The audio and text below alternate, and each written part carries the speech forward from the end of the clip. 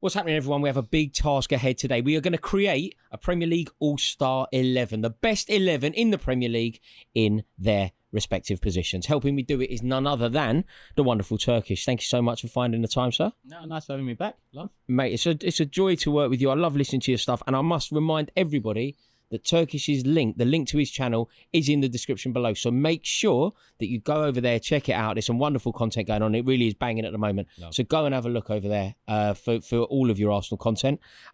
Delighted to welcome you back, mate. Pleasure to be back. And what we're going to do now, no tribalism, no bias, just quite literally create in your opinion, the best 11 in the Premier League. And I will create my All-Star 11. All teams considered, yeah? And if you've done it correctly, your team will mirror mine. If I've done it correctly. If you've done it correctly, your team will mirror mine. You said no tribalism, and I watched your stuff, and I think you're going to struggle with that one. We'll see. There will be no tribalism. I promise you. I might try and get Frank Lampard into it somehow, but apart from that, there will be no bias from me, and I'll prove it. I'll prove it immediately. You ready? Let's go. Let's do it. David Raya in goal for me. I agree.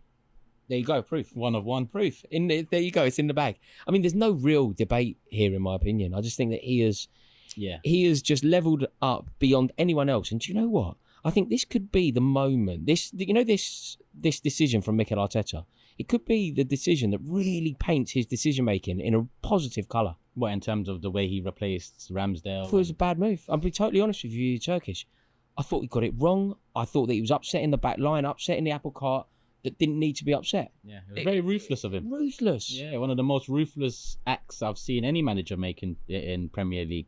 Ramsdale was loved by fans, by the people around the club. By his back line. Yeah, and I think at one point he was loved by Arteta. Ramsdale leveled us up from, remember when we had Czech and playing out the back, and it just wasn't, correlating too well under Emery. And then Ramsdale comes in shortly after Leno. Leno was still there, takes the place of Leno, and we never looked back. Yeah. It was refreshing for us to have a keeper to play at the back, but then Raya comes in and he just takes it one step further. It's a completely different level. Concentration there for 90 minutes and both the shot stopping and the ability to play at the back. I think the only other candidate really, listen, Sells had a great season last season, but that's a great season. Alisson in general has hit higher heights and, he's got the trophy cabinet to back it up.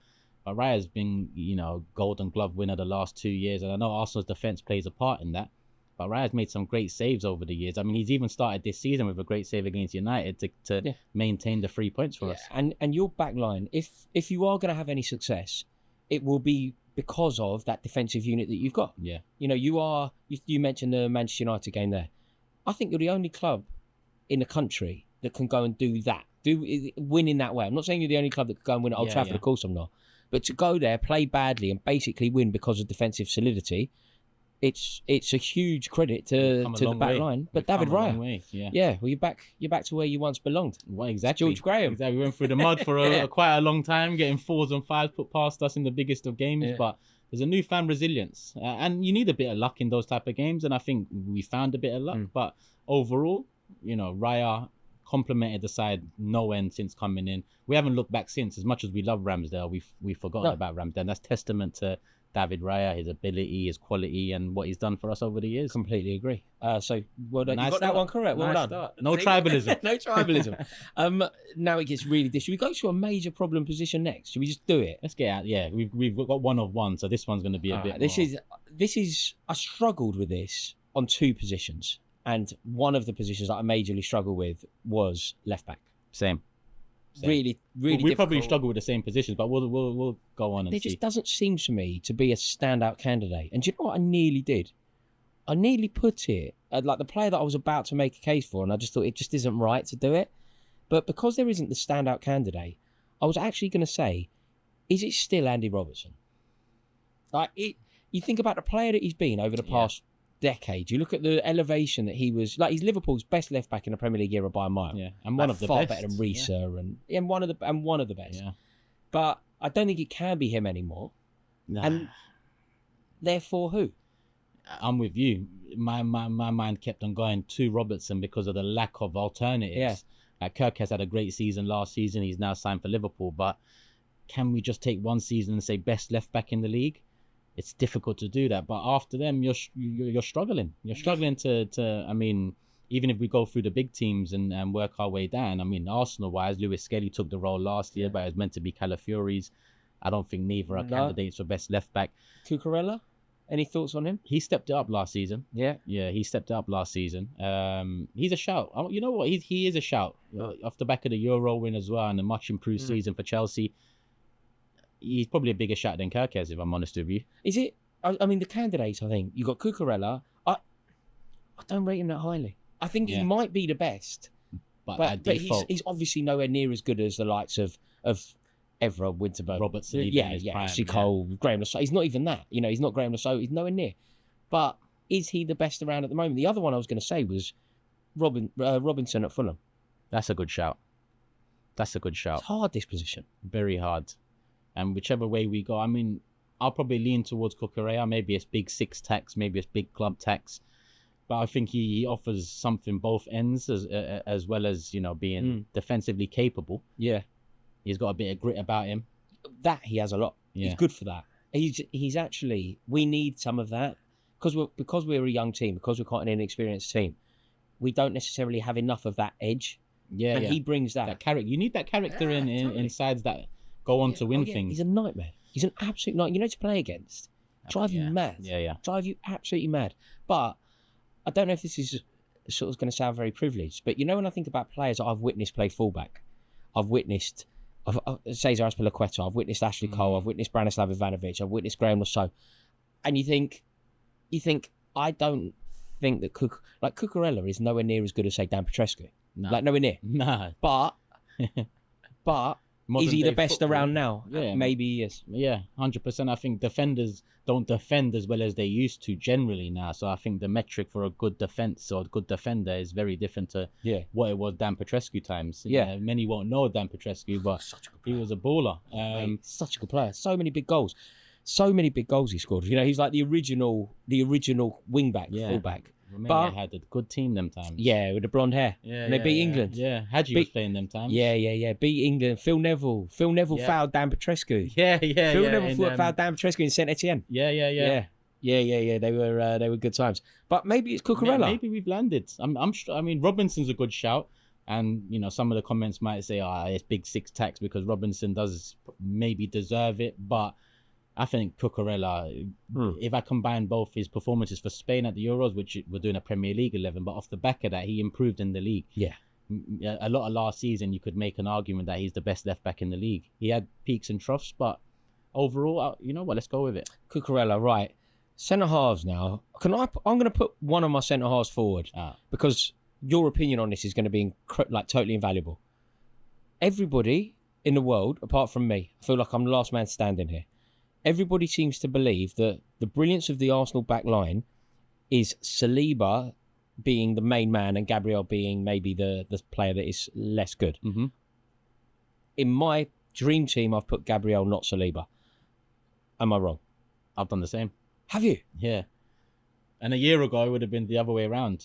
Yeah. I think Gabriel stepped it up last year. Not to say Saliba stepped it down, but Gabriel, especially when we go into his partner in this dream team. Yeah. I think his partner, which we're going to discuss, brings what Saliba does with a higher level of experience. Okay. So I'm looking for the Gabriel mold of centre back for the left hand side. And in the league, both offensively and defensively, he's a dog defensively. He's a problem in the box offensively. He was like a dog with a bone, like totally relentless at Old Trafford. Yeah. Like when you think about the standout performers, you defended for your lives. I just think Gabriel is a monster. He's got that awful quality, which is wonderful when it's your team, of just being relentless. Yeah.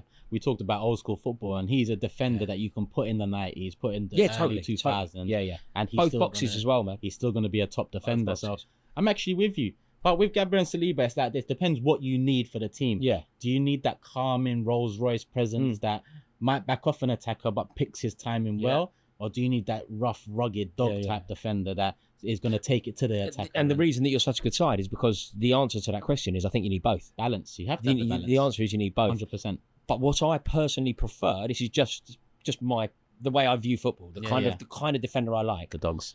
Yeah. Same. I like front foot, aggressive. I miss them. Yeah. There ain't enough about Power. anymore. Yeah. I think refereeing has played a part in it over the years, but he's one of few in world football that has that old school centre back presence about him. Yeah, but it's a good strategy, isn't it? You know, that kind of strategy that is basically the ball and the player won't beat him. Yeah, the ball yeah, might, the player might, but you're not. But if you both go, something's getting caught. Yeah. And I quite like it. So 100%. and I think we're going to obviously be Our in greatest agreement. defenders come with that rough edge, both Chelsea and Arsenal. Rough edge, that Rough. ruggedness. But you see, the thing is, there's this myth, isn't there? Like even the players that were incredibly glamorous, even somebody like say Ricardo Carvalho. Yeah. He was filth. Yeah, he had Absolute the dog in him. filth. Yeah. Absolute filth. Like, you know that goal that was ruled out at Stamford Bridge as a free kick in the wall? Yeah. Gay and Chelsea would have never scored a goal, ever, if that was being ruled out then. Yeah, because Ricardo Carvalho, at every single set piece, fouling their goalkeeper, fouling, like, physical. That's what he did. Yeah. But so we've both agreed, Gabriel, which is interesting. Van Dijk. That's exactly that. That's why for me I go Gabriel, because Van Dijk brings what Saliba brings to a higher level experience wise. He's been there, done it at the highest level of club football, and you know, I can only hope that Saliba looks back at his career and he can liken it to a Van Dijk, because that's a top career for a top defender. Rolls Royce, one of the greatest defenders of the Premier League era. Do you see him in that, like the pantheon of great, like true greats? Tony Adams, Sol Campbell. From your perspective, I'd always go John Terry, and then we're talking about the likes of Rio Ferdinand. People a bit older than us will always want to talk about like Des Walker. Yeah.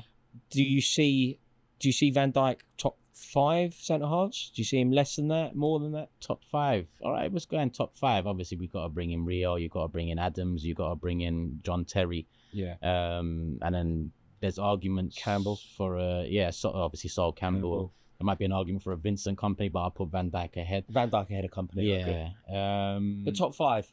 I'd say top 5. Yeah, I think he's done enough to warrant that. I still true prefer legacy. the Tony Adams type of defender. If you ask me for my preference. Yeah. But modern day football, Van Dijk, his attributes just suit it to a T. All so easy as well. Yeah, he makes it look so easy, like easy on a Sunday morning. Yeah. Every game he plays, and he very rarely gets caught out. He went through years of not being dribbled past, and for a centre back, that is a top stat to have. It was immense. Even getting on a bit, he's still and that horrific Pickford moment, massive injury, massive. That ends come many back a from career. that, That ends many a career. So that's the word, isn't it? When you think about Van Dijk in his pomp, it's just that that presence, that immense. Yeah. Like you aren't scoring, you aren't getting around him. It doesn't really matter. Like I remember there was a moment, I think when Richarlison was playing at Everton, and like Van Dijk was kind of laughing. Yeah. It's like, look, we're not the same here. Yeah, we don't play the same sport. Try, but we're not the same. Van Dijk cheeky. He does it a few times. That he might chest bump some opposition and drop him on the floor. And It's very important. And for a centre back, you need that again. You need that ruggedness. It's like having a boss in defence. You know, the attack can do what they want because they know they've got someone marshalling that back line, and and they don't need to look behind them as much as maybe other teams do because you got a Van Dijk there. He's an icon, no doubt. Right back. I think this one's simple enough for me. I think Yuri and Timber. Maybe there's not enough. Listen, he had one full season. Unfortunate to have the ACL early on, but I struggle to name better one-on-one defenders in world football, let alone the Premier League. I mean, you can play him right back, left back, you can play him right centre back, you can play him in an overlap, you can play him in an underlap. But generally, if we just go to the basics of defending, in the year he had last year, 50-game season, you tell me, how many times did you see him, No, there's no doubt that he's a wonderful player, but a key part of this, we're talking without injuries, and I'm therefore going to just think that there's an honourable mention about Timber, no doubt. There's lots of players that we can mention, but I truly believe that the answer is Reece James, without injuries. And I know that takes some almost imagining, because his fitness record is like heartbreakingly bad. But when he finds form, when he finds rhythm, like I think, even when Kyle Walker was at his best, Kyle Walker, Trent Alexander, all at their best, I truly believe that Reece James is a better player than all of them. He felt when like, fit. He felt like a regen plus more in a Kyle Walker sense, where he had the strengths of a Kyle Walker, but he had a bit more about him technically better on the ball. well. Yeah, goals. For me, the injury thing, of course, we were going no injuries, but it's been a while since he's been consistently good. And I still take Timber's season last season, and I think you can still put that up against maybe Reece James's best season and have a debate. I think offensively, Reece James is better. I think defensively, Timber's better. Right. Yeah. Okay. Well, and I suppose where it's very difficult here is when we say without injuries, we're effectively imagining it. Yeah. Because you know the way that I feel about Reece James. I genuinely mean this. If we get 15 games out of Reece James, I see that as a victory.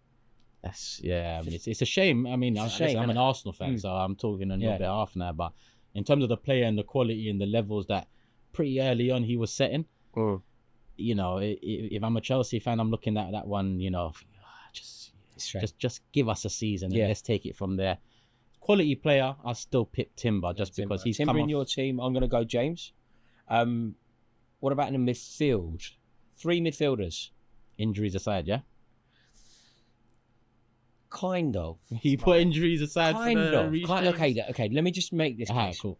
With Reece James is injured, but what we've seen Reece James perennially do is come back from injury. So towards the end of last season, a major reason why Chelsea made it into the Champions League was because Reece James was injured. He comes back, he gets us into the Champions League. Like big performances, Man United, like big performances. What we know about James is that he can come back from injury and be great again. Mm-hmm.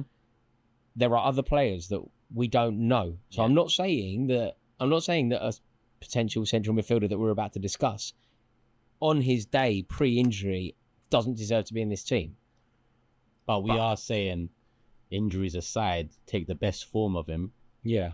And I think Rodri is probably the best 6 since Busquets. Yeah. In world football. He's won a Ballon d'Or. Do you think, like we mentioned, Van Dijk coming back from major injury, and I think it's fair to say, isn't it? Van Dijk, pre and post injury, Van Dijk has been as good both sides of it. Yeah. I don't think there's been a drop off, has there? No, maybe the natural age. Yeah, but not injury related drop off. No. Like I think last season, I think Van Dijk was as good as he ever was. Mm-hmm. I agree. Do you believe Rodri will be that? Do you think he's going to come back and be as strong as he ever was? I do think so because of the man he is. You know, the way he talks in front of the media as well. There's a strength about the mental side of his game that all signs lead to him coming back. And to be honest, he's not that Makelele, Kante type of 6 that, you know, puts his body on the line every single game. He's more of an artistic 6. So he doesn't need to go into 50-50s as much as maybe other types of 6s. He just needs to get on the ball, and break the lines. All the time. Exactly. So I feel like he's got the platform to come back and move forward from it. And it was only a year ago he was winning the Ballon d'Or. And for a midfielder to do that in an age where everyone looks at attackers, I think, we can't forget No, you're right. Yeah, we can't forget. You're completely right. I think I know who you was going to... What I was going to have a conversation about was, I was going to bring it to the table almost, rather than necessarily like truly thinking this. I totally concede that Rodri is better than Caicedo when Rodri is winning a Ballon d'Or, and even Caicedo on his best day. I believe that Rodri is better than Caicedo. But Caicedo has found a level now that is like brilliant, like truly brilliant, flawless almost as a central midfielder. Combine the rise of Caicedo with the horrific injury suffered by Rodri. I was going to just ask the question, but do you just think that there is still a chasm between the two? I think to see that play out, it'll be better if we redo this in a January and let's see where they're both at. Yeah. Let's see how Rodri returns from injury, and let's see how Caicedo now deals with the pressure of expectation, because I think last season it was about, come on, give us more, be more consistent, and I think he delivered that. But now the expectation is Chelsea now challenge and get closer to that league title. Can he? So I think there's question marks around both, but I think Caicedo's name is worth a mention, especially with Rodri out a year. But if we're putting injuries aside, I just can't see past. It's a good point, well made. See, this is why you need to subscribe to Turkish. You see, that was a good point, well made. Yeah, I was doing my best to try and get Caicedo, but you're right. Rodri is in. What's happening, everyone? I'm terribly sorry to interrupt this video, and I really do hope you're enjoying it, but I have something big to tell you. I have started a members section. I've started doing loads and loads of content for my community, for the most loyal subscribers of this channel. If you fancy becoming part of it, I would love to welcome you in. There are some videos on there already, and we have some brilliant things to come. There's going to be Q&As. There's going to be live streams. There's going to be stuff that is simply exclusive for you. So if you want to be part of it, please do join the members section. To find out more, click the link in the description below, and I hope you enjoy the rest of the video. I'll tee you up here. You ready for a tap in? Let's do it. Declan Rice. Yeah. Crossed it in. You're at the back post, man. You just got to smash this home. It makes sense. I'm glad you said it. It's just unreal. A lot of people would try and swerve away from him, and he's technically and brilliant. People try and slander him in the final third technically, but overall, let's not forget, Rice was a 6 that's been converted to an 8, and over the past couple of seasons, I mean, he's even in for the PFA award, and that's voted by fellow players. Yeah. I think he's very popular in the game, isn't he? He seems to be well liked. Yeah. You see him in the England camp very much, at the epicenter, at the Arsenal camp. All round midfielder, can do a bit of everything. I love him. I hate that we got him. Yeah. And I hate liking Arsenal play. Like, it doesn't sit right. I like disliking Arsenal. Like, when Thierry Henry was at Arsenal, of course I liked him for the majesty of the player, but I disliked him. And I enjoyed that. It's part of the game. Pires used to wind me up. Like, now, like 20 years later, I look at Pires and I find myself arguing on his behalf. I think he's great at a game, cruelly ignored when we talk about the true best 100%. In their position. But at the time, I hated him, and I love that. That's what it should be. It makes sense, 100%. I hate liking Rice. Yeah. It's like when Harry Kane was at Tottenham. I despise everything about Tottenham. I was like, really like Kane, man. I hate liking You find yourself looking I just really like the bloke. I think he's a brilliant player, and that's how I feel about both Bukayo Saka and Declan Rice. I just think he's such a good player. He's a role model, but he's also a leader. He can give a bit of both. He can be vocal, but he can also lead by example on the pitch. Also, he seems like such a nice player. When you see videos, I've never met Declan Rice. I mean, it'd be an honour, but when I see videos of him, like meeting fans, going out of his way he just strikes he's down to earth. Just a nice. It's basically me and you, but he's just better at football than both of us. 100%. Do you know what I mean? Just like a really good bloke. He is, yeah. And now, like, the more important aspect, he's such a good player. He's so good. Yeah. Big game player, big moments player. And he's brought set pieces into the Arsenal. I mean, no pun intended, but into his Arsenal over the last 2 years. He wasn't known for his corners or free kicks a couple of years ago. No. I'm not saying, off the back of 2 rare free kicks, he's now a free kick specialist. But what I'm saying is, corner kick wise last season, as much as Gabriel putting it into the back of the net. You've got to get a delivery, right? Him and Saka were delivering balls left, right and centre into that perfect area for Jova to... How good are we talking, Declan Rice? Like, what you've seen some of the best midfielders who have ever lived play football. Yeah. What are we talking? I know I'm not doing anything drastic here. I'm not bringing up Gerrard Lampard. I'm just saying, do you feel like Declan Rice is on course to go down as a Premier League great? As long as we can deliver those trophies. Yeah, I think I think everything about him indicates yes, but especially with the names you mentioned, where they're the top of top names in Premier League history, I think he's got to start winning things to even enter that conversation. And even then, I think the names you mentioned, they're too far gone in terms of their brilliance and their era across this league. Declan Rice can enter the conversation of, Premier League legend. Yeah. But you need to have your... Yeah. Like the thing about Gerrard is, he didn't need to win a Premier League to be a Premier League legend because he was an amazing player. Yeah. Heart, productivity, that everything European about Cup, him. though, the captaining and that performance in Istanbul is kind of... do you know what I think everyone needs? And this is why it's so difficult for players who I think are great. But Kane's a bit of an example of this. Kane is a great example. Everyone, to be a great, you need a moment. You need to have that defining moment. And Arsenal, as good as they've been over certainly the past 3 years, there isn't that defining moment. In fact, all of the defining moments are failure. It ends in failure. It ends in failure. Like that, those Real free kicks. I mean, I'm pessimistic at the best of times, but when those free kicks went in, I'm starting to think to myself, can we win this? And if we win this, those 2 free kicks go down in history. That is a defining moment. But because we failed to get over the line, if you win the European Cup there, Arsenal's first ever European Cup, they possibly build a statue of Rice taking a free kick. It becomes like on the road to greatness. How do we do it? We beat Real Madrid home and away. How do we do it? Declan Rice set us on the way. But ultimately, those goals, and I'm very cruel when I talk about Harry Kane. He scored 1 billion goals for Tottenham, and not one of them ever counted for anything. The reality, bro. It can be harsh at times and circumstances. It's a team sport, right? Yeah. But at the end of the day, when we have debates like this or Premier League all-time debates, trophies come into it. What did you do for those trophies come into it? And unfortunately, history's written listen, by West winners, Ham, he's isn't it? got one under his belt, and he played a part. He played a part in that one. But he stepped up a level going to Arsenal. It's time to step up a level in terms of winning stuff. And if it comes, then he's in those conversations in terms of when we're talking Premier League greats. Yeah. Maybe just under the names you mentioned. But it's all about winning stuff now, because as a player, his attributes, his productivity, his impact, his mental strength, everything indicates top player. A Premier League legend, you need to get over the line. Got big 5 years now. Yeah, Big, massive. big 5 I'd years. say massive 3 years. Yeah, I agree actually. Okay, so Rice is in, Rodri is in. One position up for grabs. This is an interestingly tough one for me, because like Palmer. Again, if this was at the end of the 23-24 season, I think you're putting Palmer in there without much of a debate. But the second half of the 24-25 season, he did fall off. Came back for the Club World Cup. I'd say he's a candidate, but you might then look at Wirtz, who hasn't done anything in this league yet. But in terms of what he has done and achieved in football over the last couple of years and the profile he is, does he deserve a shout? Outside of that, we're struggling. I mean, some might make an argument for an Odegaard, but I think the last 2 years, nope. For me, he doesn't get into that debate. Some might make an argument for who else we got. I think it just is Palmer.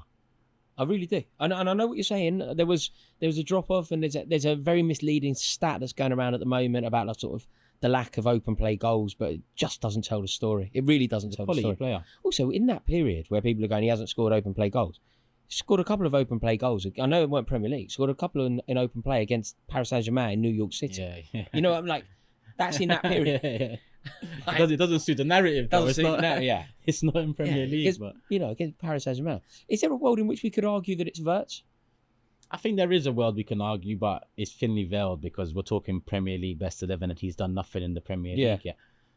So as much as I say, all right, Palmer's got a season and a half under his belt, Wirtz hasn't got anything Premier League-wise under his belt. So everything for Wirtz comes from Bayer Leverkusen and maybe some performances for Germany, whereas Palmer's actually done some dirt in this league. And to be honest, technically, on a beautiful football level, he's a rarity in football, modern day football nowadays as well. Some of the things I've seen him do last season, some of that looped pass over the defense for Jackson to go 1-on-1, that was early on in the season. Mate, it's truly the flick. I mean, he has the ability to play a pass that most footballers can't see. He plays. He can do it. Yeah. Other people don't even have the vision to not be able to do it, to just see it. Yeah. No, Is there anyone else in that? There's one other player, but he's in my team. We'll come on to talk to him because I've put him left wing. Okay. But depending on what happens, I don't think in terms of that creative number 10 though. I think it's Florian Wirtz. Okay. Florian Wirtz, Martin Odegaard, Bruno Fernandes. Some would say. Yeah. He's still productive. Yeah, Bruno Fernandes, Cole Palmer. I think they are the standout players in that position. Okay, we'll put. I'll go with Palmer. Yeah, I put Palmer Wirtz in terms of He just has to be Palmer at the moment. Look, if Florian Wirtz has a really good 6 months, that's enough because of everything he's done. Yeah, exactly. But for now, I think it just has to be Cole Palmer. The player that I was going to mention, I've put Eberechi Eze left wing. Was left wing the other difficult one? Yeah, with left back, same. Yeah, that whole left side. Left wing I found really hard because I don't think Eberechi Eze's best position. If Eberechi Eze is playing in a team that's going to kind of build around him, I think he's a number 10. I really do. I agree. But the way that things are going, the way that football is, the way that I don't know. You look at what's going on at England. Yeah, you look at. I think Eberechi Eze should be in the England starting 11. Right. The only way that he can be in the England starting 11 is by playing as a winger, left wing. True. Yeah, that's the. You're not going to get in ahead of Bellingham, Palmer, whoever else is going for essentially. Yeah. No, I'm with you. Eze definitely, he's up there. Mate, deserves a mention. I just love him. He's quality. He's quality. Quality player. He's like so good. Yeah. He's probably my favourite player to watch apart from Cole Palmer. Okay. You know, if you just like picking individuals. Yeah. Like there are certain players that I just love the way that they play. Yeah. And I reckon that Eberechi Eze in full flow is about as beautiful a sight as exists in football at the moment. At the moment. I agree. I mean, Shirky might come and have something to say about that, but that's a very different profile of player. But in terms of beautiful, listen, Eze can do it all. He can go left, he can go right, he can speed it up, he can slow it down, he can box crash, he can take free kicks. But did the business for England when he was asked, which wasn't enough because of Southgate sort of being too cowardly to give him the opportunity. So I don't think this is acknowledged enough.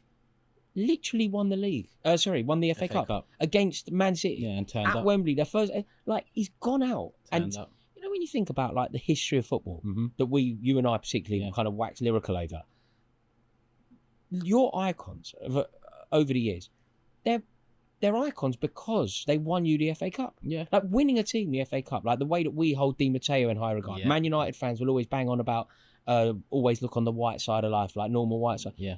Whiteside's contribution 100%. was winning them the FA Cup. 100%. Like Freddie Longbow scoring that goal against us in the FA Cup final. Parlour, yeah. Like their moments. Yeah. And he did that, but he did it with Palace. Crazy. He did it with Palace against Guardiola. The FA Cup's value has diminished over the years to a certain portion of the football market. But like you said, once you grow in an era where FA Cup used to stream 3 hours before the game on TV, up until 3 hours after. They was doing fan cam before fan cam. The Wembley way. And so that growing up was a massive, massive part of football. It's the longest serving domestic competition in the world. So for me, FA Cup is always held in high regard. And as they turned up, he turned up at a final. He got them over the line. It was supposed to be like Kevin De Bruyne's swan song. Yeah, it was all written to be Guardiola rescuing the season. Yeah, yeah. And Eze was like, "Shut up." No, comes in early goal and sees it off. No, he's the main man. I think he's brilliant. My shout again, it's a player that I've had to take out of position. Gone. Isak. He's done. He's played there for Sweden a lot. Oh, I see what you've done. Some of the good work he's done for Newcastle. He floats out to the left and he can carry the ball well. He's got a bit about him in terms of the beautiful football sense. Yeah. So we're both going with players that are better placed centrally. Yeah. But because the left wing position is because if we're going out and out left wingers, who are we actually? Are we talking Matoma? Are we talking Semenyo maybe? Are we talking... Because we're not talking... out and out left wingers, they're not really about. Like there's lots of inside forwards that potentially play that side, but they potentially play the other side as well. There isn't like an obvious standout candidate. I'm gonna go Isak just because I feel like he needs to be in the team. I see what you've done here. Yeah, it's cowardly. I mean, plays there a lot for Sweden, brother. No, but I know why you've done this. Is the Sweden manager cowardly as well? Or? Yeah. yeah, he is. He's got 100 For the purposes of this conversation, yeah, he is. Okay. I mean, Eze, Isak, arguments can be made for both. No, but the reason why it's cowardly is because you're down the middle. You're going with Erling. Exactly, and you're not brave enough to leave him out. No, but they both deserve to be in there, though. It's just, we're going from a position on the left wing where we're struggling to a position up front where two players deserve to be in the team. Who's a better centre forward, Haaland or Isak? Centre forward is subjective. I'd say the better striker is Haaland. The better forward is Isak. Some people might say I'm just talking nonsense, but I know what I mean. If Arsenal could sign one, Isak over Haaland. If you could just have one, yeah. But Haaland is the guarantee, in my opinion. If we could have one, I would also go Isak. But Haaland's the one that on a bad season still gets you 22 goals in the league. No doubt. I've never seen a striker, labelled having had a poor season, but you look at the scoring charts and he's got 22 league goals. Usually for every other striker in Premier League history. Best ever season. 100%. Is Haaland the I can't think over the years, just like for a guarantee. Machine. Is anybody... Henry was that actually, wasn't he? Henry was a guarantee. Henry was a guarantee. Drogba wasn't. It was guaranteed performances, but not numbers. Salah's been a guarantee for Liverpool over the years. Yeah. And then it's the older boys, isn't it? Andy Cole was a guarantee. Yeah, Les Ferdinand was a guarantee. Yeah. But no, he is... I just think that Isak is unreal. And, if he ends up getting this move, he is going to be electrifying. Yep. Electrifying. In that team as well, the way Slot looks like he wants to play, Vert's behind him, Salah to one side, he's primed to kick on. Yeah. But again, best striker in the league in my opinion is Haaland. I can't argue against the a striker that just comes into the league, breaks the goal scoring record, and then continues to have 20 goal seasons off the back And was of it. robbed of a Ballon d'Or that year. Yeah. I mean, I get it with the Messi, though. I understand that. Lionel Messi's... I kind of get it in as much as it's long- Messi and therefore, but... As long as Messi touches the pitch, he's the best footballer in the world. If that's... Yeah, there is an argument for that. Yeah, if no we're doubt. talking Yeah, there is what that player did over the year, Yeah. then I understand why. There is an argument that says if you're just giving it to the best player in the world, Messi should have won it every year for 17 years or something. Yeah. But it doesn't work like that. No. Hence why I understand why. Yeah, you could say robbed. He could have had Yeah, if he got it, I wouldn't have been up in arms about it. And I don't think no one could. That season, that's a 21-year-old guy coming into the league and smashing a record that Henry didn't get, Shearer didn't get, Cole didn't get. In an era of football where nobody does it either. Yeah, That is crazy. in his first year. Who have you gone for on the right wing? It's a difficult one for you. It's not. We said put tribalism aside. I often do that anyway. Salah has to be the right winger. He has to be the right winger. I think we're talking in 6 months. If we're talking in a year and a half, then I think Saka is the outstanding candidate in my opinion. Yeah. But Salah's just done too much. He's coming off the back of a near enough record-breaking season last season. The chips looked down for him. There was doubts about him, his age, his contract, and at the end of the season before, he said, "I'm going to deliver," and he did. He said that, and he delivered. He had the best season he ever had. Yeah, that's the mental side. There was, there was talk of, is he a team player? Can he pass? Can he assist? In the last couple of seasons, he nearly broke an Henry 2020 record. So, I think it's an easy choice. True icon. But Bukayo Saka's incredibly unlucky, simply that he occupies that same position. Yeah, if Bukayo Saka was on the other wing, it would just be obviously Saka. And a victim of tactics as well, in my opinion. I think Arteta, we know now, is a defensive manager. Yeah. He sets that up first and then everything else second. Whereas Salah, slots come in, Salah's turned to him, said, let me do what I need to do up there. And that's it. And Saka doesn't have that grace. I think there's a better Saka around the corner. If we can open up tactically like we've tried to do in the Premier League this season early on, then I think that bodes well for Saka. If we get a left winger that's actually a threat, take some attention away from the right hand side, then I think Saka will improve. You wouldn't be able to double up on Saka all the time. You got to change He's everything. been only real threat for a couple of years now in terms of if the opposition Arsenal's coming. Let's mark Saka and everything else after. Yeah, and he's still produced. No, he's an amazing player. Yeah. An amazing, unfortunate, but also needs a defining moment, similar to what we said about Declan Rice. I agree. But again, I look at that Real goal in Bernabeu. thinking the keeper off the back of missing a penalty because we don't get over the line and actually go and win it. We don't forget it, but it doesn't hold the same weight that it once could have. No, he's an amazing player. But Salah. That concludes our Premier League All-Star 11. So we disagreed on one position, right? We disagreed on a couple, I think. Reece James. Oh yeah, but Reece, so I've gone Timber, you've gone James. We both landed on Palmer. Both landed on Palmer you in the end. Eze, I went Isak, so the two positions. Yeah. But generally speaking, it was harmony. Yeah. Harmony. Turkish, as always, thank you so much, man. An honour to chat football with you. Thank you for finding the time. Make sure that you click the link in the description below. You will find the link to Turkish's channel there.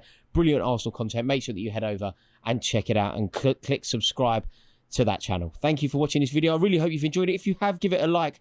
Please let us know your thoughts in the comment section below. I want to see your teams. Put your 11, your Premier League All-Star 11 in the comment section below, and we'll see you all in a bit. Ta-da! Love.